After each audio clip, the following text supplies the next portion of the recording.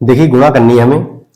अब रूट वाले आ गए, सब रूट में है, देखो ध्यान से, रूट में है नहीं है, तो इसकी मल्टीप्लाई कैसे करते हैं ध्यान दीजिए। देखो यहाँ 2 है, यहाँ √3 है, तो इसकी मल्टीप्लाई हमेशा रूट के अंदर नहीं होती, याद रखना है, ठीक है। तो यहाँ 2 है, यहाँ 1 है, तो 2 की मल्टीप्लाई 1 से करेंगे तो 2 × 2 आएगा, यहाँ √3 है तो √3 आएगा, याद रखना, ठीक है। ऐसे तो कोई ये भी रूट के अंदर है, ये भी रूट के अंदर है, तो हम इसकी जब गुणा करेंगे तो यहाँ रूट के अंदर 6 हो जाएगा, क्योंकि दोनों रूट के अंदर है, इसलिए रूट के अंदर कितना हो जाएगा, 6 हो जाएगा, राइट। ऐसे तो कोई यहाँ पर भी दोनों रूट में है, तो इसका हम जब गुणा करेंगे तो रूट के अंदर कितना आएगा आपका 25 आएगा, लेकिन इसका जो वर्गमूल ये आएगा, इसका वर्गमूल 5 होता है, ठीक है। लेकिन ये 6 का वर्गमूल नहीं होता है, तो इसलिए 6 का वर्गमूल नहीं लिया हमने, लेकिन 25 का होता है 5, तो ये 5 ले लिया, ठीक है। ऐसे देखो जब यहाँ मल्टीप्लाई करेंगे तो 3 2 कितना होगा 6 आएगा। अब यहाँ पर रूट में 3 है, रूट में 3 है, लेकिन मल्टीप्लाई है, तो यहाँ मल्टीप्लाई लगाइए, 3 3 कितना होगा 9, यहाँ रूट के अंदर कितना होगा 9 हो जाएगा, इक्वल लगाइए, फिर देखो 6 लिखेंगे, इसका हम वर्गमूल लेंगे फिर यहाँ पर, तो 3 आएगा, और 6 में कितना हो जाएगा आपका 18 हो जाएगा, ठीक है।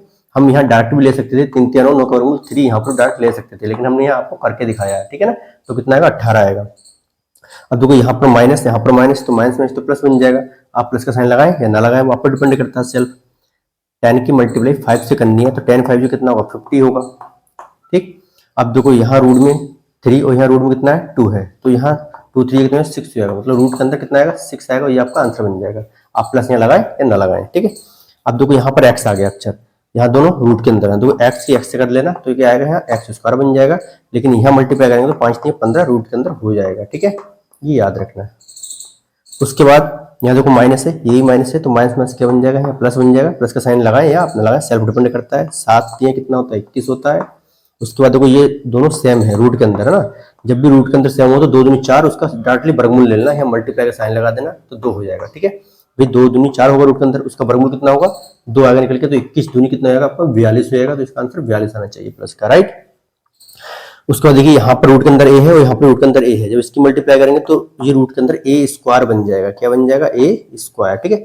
और आपको पता है इस स्क्वायर से, इस रूट से स्क्वायर कैंसिल, या स्क्वायर से रूट कैंसिल, बात एक है, तो आपका आंसर कितना आएगा 1 आ जाएगा, राइट। उसके बाद ध्यान से देखिएगा, अब हम यहाँ 2 गुणा करेंगे, माइनस है यहाँ प्लस है, तो माइनस प्लस क्या आएगा, यहाँ माइनस आएगा, और 5 3 कितना होगा 15 होगा, 5 3 15 होता है, रूट 10 की रूट 10 से करेंगे 10 100 आएगा रूट के अंदर, और 100 का हमेशा वर्गमूल होता है, तो कितना होगा 10 होगा, वो आप यहाँ लिखेंगे मल्टीप्लाई में, क्योंकि यहाँ मल्टीप्लाई कर रहे हैं हम, याद रखना, ठीक है। तो इसकी मल्टीप्लाई करेंगे तो माइनस से कितना आएगा आपका 150 आएगा, कितना आएगा 15 धाई 150, राइट।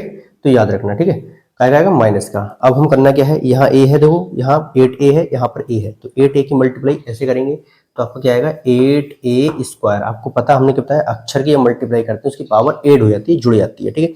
अभी मान लीजिए यहाँ 5 होता तो यहाँ 1 है, तो 5 और 1 कितना हो जाता 6 हो जाता, ये ध्यान रखना है। 2 के 2 से करेंगे तो 4 हो जाएगा रूट के अंदर, उसका वर्गमूल कितना होगा 2 होगा, तो यहाँ मल्टीप्लाई में 2 लगाना। अब इसके हम मल्टीप्लाई कर देंगे, 8 2 कितना होगा 16 होगा, और आपका क्या है a², तो यहाँ a² लिखेंगे, ठीक है। आई होप, मैं आशा करता हूँ ये आप समझ गए होंगे कि रूट के अंदर मल्टीप्लाई कैसे की जाती है, ठीक है। बहुत प्रॉब्लम आती हैं इसलिए, ठीक है।